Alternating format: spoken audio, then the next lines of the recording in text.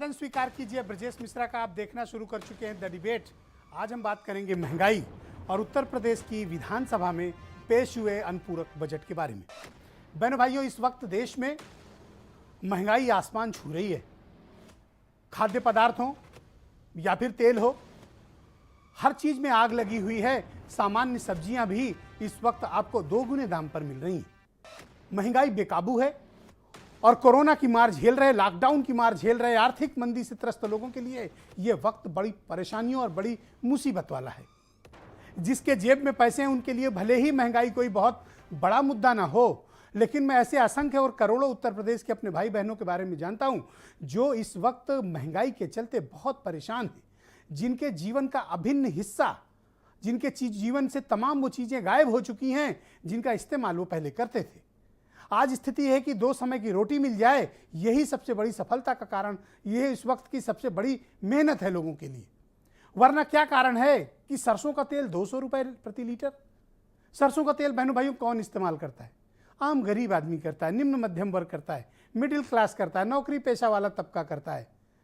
बड़े लोगों के पास तो तमाम खाद्य तेलों के तरीके मौजूद हैं और उनके पास एक से एक बढ़कर एक अच्छे ब्रांड मौजूद हैं। वो मनचाही कीमत पर खरीद सकते हैं। लेकिन आप उनका सोचिए, जो गरीब लोग हैं उनका सोचिए, जो सामान्य तनख्वाहों पर अपने बच्चों को पाल रहे हैं, जो सामान्य तरीके से काम करके अपना घर चला रहे हैं, जो मजदूर तबका है, उसके लिए खाना बनाने का माध्यम क्या है? सरसों का तेल। और अगर वो 200 रुपए लीटर मिलेगा तो सोचिए किसी का घर कैसे चलेगा। आज सुबह एक और दुखदाई खबर आई कि घरेलू गैस की सिलेंडर की कीमत 25 रुपए फिर बढ़ गई। आपको पता है लखनऊ के भीतर यानी उत्तर प्रदेश के भीतर 900 रुपए के आसपास सिलेंडर मिल रहा है, वो भी घरेलू सिलेंडर। एक सिलेंडर रसोई में इस्तेमाल अगर आप करते हैं तो आपके पास 900 रुपए होने चाहिए। क्या गांव के लोगों के लिए इतने पैसे नसीब हैं? क्या गरीब आदमी के बजट में इतने पैसे हैं? जो सिर्फ मामूली तनख्वाहों पर काम करने वाले लोग हैं, क्या वो इतनी महंगाई अफोर्ड कर पाएंगे? मुझे ऐसा प्रतीत होता है नहीं कर पाएंगे। लोगों ने अपनी बहनों भाइयों ज़रूरतें को घटा लिया है। अब लोग लग्जरी आइटम नहीं खरीदते हैं, अब लोग अपने सुख सुविधाओं पर ध्यान नहीं देते हैं। इस वक्त लोगों का यह कि जीवन कैसे चले, सारा फोकस इस बात पर आ गया है। महंगाई ने इस कदर हाहाकार मचा के रखा हुआ है। डीजल पेट्रोल में होड़ लगी कि कौन 100 रुपए के पास पहुंचेगा, पेट्रोल पार कर गया है। इस कदर महंगाई ने लोगों के जीवन में बड़ी मुश्किलें पैदा की हुई हैं, विशेष तौर पर हमारी माताओं बहनों के, जिनके जिम्मे है घर चलाना, जिनके जिम्मे है किचन को संभालना, जिनके जिम्मे है घर को ठीक से संचालित करना, बच्चों की फीस, बच्चों को पढ़ाना, बिजली की महंगा होना। आपको पता है कि आसपास के राज्यों के मुकाबले उत्तर प्रदेश में सबसे अधिक महंगी बिजली मिलती है। इतनी महंगी बिजली लोग कैसे इस्तेमाल करेंगे? उत्तर प्रदेश में बिजली कंज्यूम करना डरते हैं लोग, क्योंकि यहां बिजली की कीमतें सबसे ज्यादा हैं, अतिरिक्त चार्जेस सबसे ज्यादा वसूले जाते हैं। नगर निगमों ने अपने टैक्स बढ़ा दिए हैं, हाउस टैक्स, वाटर टैक्स, सब में अभूतपूर्व वृद्धि हो चुकी है।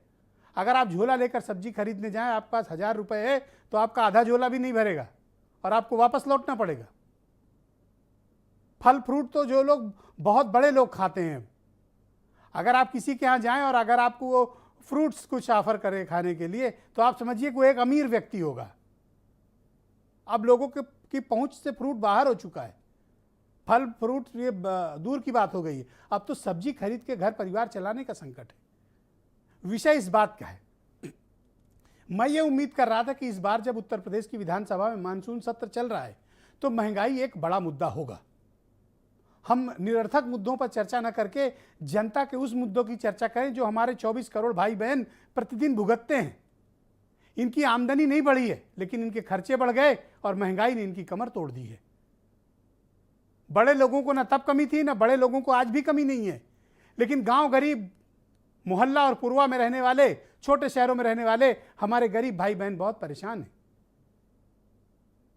आज मैं ये डिबेट करने से पहले मैंने 10 ऐसे लोगों से बात की जिनमें नौकरी पेशा तबका भी है, मजदूर तबका भी है, मध्यम वर्ग के लोग भी हैं, छोटा मोटा काम धंधा करने वाले लोग हैं, प्राइवेट नौकरी करने वाले लोग। अधिकतर लोगों की यह शिकायत थी कि उनका काम धंधा बंद हो चुका है, उनकी नौकरी जा चुकी है, या अगर नौकरी कम नौकरी कर भी रहे हैं तो आधी तनख्वाह पे कर रहे हैं। बच्चों की फीस देने के पैसे नहीं है उनके पास, लोगों के पास बिजली का बिल भरने के लिए उनके घरों की बिजली कट रही है, लोग एक कमरे में रह रहे हैं ताकि एक ही कमरे की बिजली का इस्तेमाल हो। पेट्रोल डीजल की हालत को आप देख ही रहे हैं। तो महंगाई पर काबू क्यों नहीं पाया जा रहा है? महंगाई ने आम आदमी पर छापा मार दिया है। तो आम आदमी को क्या करना चाहिए? अपना हिसाब किताब देना चाहिए, जैसे हम लोगों ने दिया।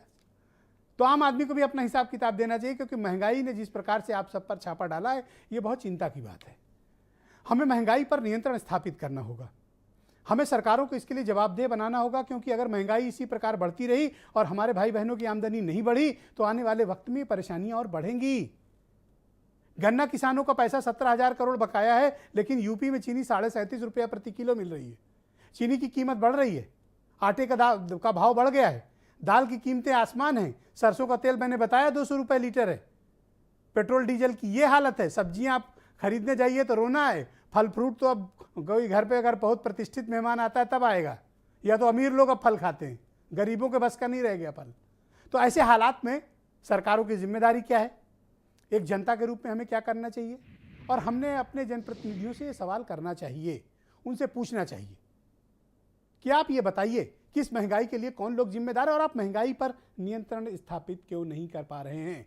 ये सवाल पूछा जाना चाहिए, क्योंकि महंगाई किसी एक व्यक्ति की समस्या नहीं है। महंगाई हिंदुओं की समस्या नहीं है, महंगाई मुसलमानों की समस्या नहीं है, महंगाई शमशान कब्रिस्तान नहीं देखता। महंगाई तो सबके लिए है। जो सरसों का तेल 200 रुपये लीटर हिंदू को मिलेगा, वही मुसलमान को भी मिलेगा। आपका मूल मुद्दा यह होना चाहिए। और बहनों भाइयों, मैं आप सबसे दरख्वास्त करता हूं, अपील करता हूं, निवेदन करता हूं, हमें मुद्दों पर बात करनी चाहिए। अगर आप मुद्दों पर बात करेंगे तो निश्चित तौर पर हम एक बेहतर उत्तर प्रदेश बना पाएंगे, जहां आपके बच्चों को अच्छी तालीम, अच्छी शिक्षा, तरक्की के अवसर मिलेंगे और आपको आपकी क्षमता के मुताबिक, आपके बजट के मुताबिक सामान उपलब्ध होगा, महंगाई के बिना। हमें एक ऐसे उत्तर प्रदेश की कल्पना करनी है, एक ऐसा उत्तर प्रदेश बनाना है जहां पर महंगाई इस कदर से न बढ़ी हो। हमें चीज़ों पर ऐसे नियंत्रण करना होगा, और हमें ये कौन करेगा? हमारे जनप्रतिनिधि करेंगे, हमारी सरकारें करेंगी। ये हमारी सरकारों का प्राथमिक कर्तव्य होना चाहिए कि इधर उधर की बात मत कीजिए। हमारे लिए जो मूल मुद्दा है, हमें उन मूल मुद्दों पर टिकना है कि भाई आप जवाब दीजिए कि महंगाई क्यों बढ़ी हुई है। बाकी मुद्दों पे हम चर्चा कर लेंगे, कौन क्या बयान दे रहा है, कौन विवादित बयान दे रहा है, कौन नहीं दे रहा है, कौन मंदिर में जाने से रोक रहा है, कौन ताजिया नहीं दफन होने दे रहा है, यह मुद्दा नहीं है उत्तर प्रदेश का। एटीएस अपना दफ्तर कहां खोलेगी, यह मुद्दा नहीं है। जहां सुरक्षा की आवश्यकता लगेगी, एटीएस को वहां खोलना चाहिए। लेकिन मुद्दा यह नहीं है, मुद्दा बढ़ती हुई महंगाई है, और इससे सब कोई प्रभावित है। हम भी प्रभावित हैं, आप भी प्रभावित हैं, गरीब आदमी प्रभावित है, नौकरी पेशा वाला तबका प्रभावित है। छोटे व्यापारियों की हालत बहनों भाइयों बहुत ही खराब है। किराना व्यापारी तबाह और बर्बाद हैं। ऑनलाइन स्टोर्स ने उनके धंधे को खत्म कर दिया है। आज किराना व्यापारी घुट घुट कर जी रहा है, उसके यहाँ कोई ग्राहक तक मौजूद नहीं है। वो बड़ी कंपनियों को टक्कर नहीं दे पा रहे हैं, जो घाटा उठाकर भी सस्ते में सामान बेचने की कोशिश कई कंपनियां करती हैं।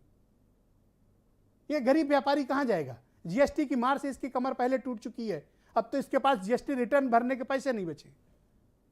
तो हमें समग्र रूप से समाज के सभी तबकों के बारे में सरकारों को सोचना चाहिए। सरकार किसी एक की नहीं होती, सरकार सबके लिए होती है। सरकार की नीतियों से हर कोई प्रभावित होता है, गरीब आदमी भी, अमीर आदमी भी, नौकरी वाला भी, व्यापारी भी, उद्योगपति भी और कारपोरेट भी, सभी प्रभावित होते हैं। बच्चों की स्कूल की फीस पर सरकार ने कोई ध्यान नहीं दिया। कोरोना के टाइम भले ही लॉकडाउन रहा हो, लेकिन फीस सबसे वसूली गई। ये भी एक बड़ी परेशानी की बात है, क्योंकि प्राइवेट स्कूलों में अनाप शनाप फीस है। जिसकी सैलरी पहले 50,000 थी, आज वो 20,000 25,000 पे काम कर रहा है, या फिर उसकी जॉब चली गई है, वो जमा पूंजी खा रहा है। कितने दिन जमा पूंजी चलेगी, इसके बाद वो कहां जाएगा?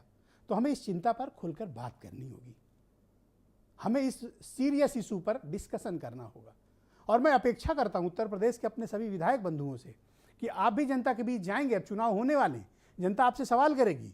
ये सही वक्त है कि आप विधानसभा का मानसून सत्र चल रहा है, आप वहां सवाल उठाइए और पूछिए इस बात को कि बढ़ती महंगाई का कारण क्या है। आप किसी का अनुपूरक बजट पास कराने के लिए सिर्फ नहीं आते, आपका ये समय बहुत कीमती है और विधायकों को अपनी भूमिका के बारे में सोचना चाहिए कि क्या उत्तर प्रदेश के विधायक शोपीस हो गए हैं कि वो किसी का बजट पास कराएं और वापस अपने घर भेज दिए जाएं, या फिर विधानसभा को हम सार्थक परिचर्चा का केंद्र बनाएंगे जहां पर हम इन सब मुद्दों की चर्चा करेंगे जिससे गांव, गरीब, मजरा, पुरवा, छोटे शहर का आदमी प्रभावित है। कुछ बयान सुनिए आप। उत्तर प्रदेश के भीतर जयपुर, आंध्र प्रदेश, उड़ीसा, तमिलनाडु, महाराष्ट्र, छत्तीसगढ़, तेलंगाना, जहां पर कांग्रेस शासित राज्य भी हैं, इन सभी राज्यों से पेट्रोल और डीजल की कीमतें उत्तर प्रदेश में कम हैं और राज्य सरकार का निरंतर ध्यान है कि कीमतें न बढ़नी पाए। कोई चीज ऐसी नहीं है जो जनता को खरीदना है, जनता को उसको पैसा देना है, टैक्स देना है, जो भारतीय जनता पार्टी ने उसको महंगी न कर दिया। सस्ता केवल एक चीज है, लोगों का जान लेना, इसके सिवाय सब चीज महंगी है। महंगाई चरम पे है, बेरोजगारी चरम पे है, किसानों की आय दुगुनी करने की बात की थी, किसानों की आय घट गई, किसान आंदोलित है। कांग्रेस का ये प्रोटेस्ट उसके खिलाफ है। हमने जनता से वादा किया है विपक्ष के रूप में सड़क पर भी लड़ेंगे और सदन में भी लड़ेंगे। कांग्रेस पार्टी अपनी भूमिका सड़क से लेकर सदन तक निभा रही है। एक बार रोक करके हमने कहा कि नहीं, ये किसान और महंगाई और आज तक गन्ना का मूल्य न बढ़ाया जाना ज्यादा महत्वपूर्ण है, हमारी इसमें चर्चा कर लीजिए। लेकिन तब तक हंगामा हुआ, सरकार को मौका मिल गया, सरकार ने हाउस को एडजर्न कर दिया। तो अब ये जो महत्वपूर्ण समस्या, हमारा क्वेश्चन और भी गया और हमारी जो महत्वपूर्ण समस्या 311 में जो पहले रखना चाहते थे वो भी निकल गया। तो आज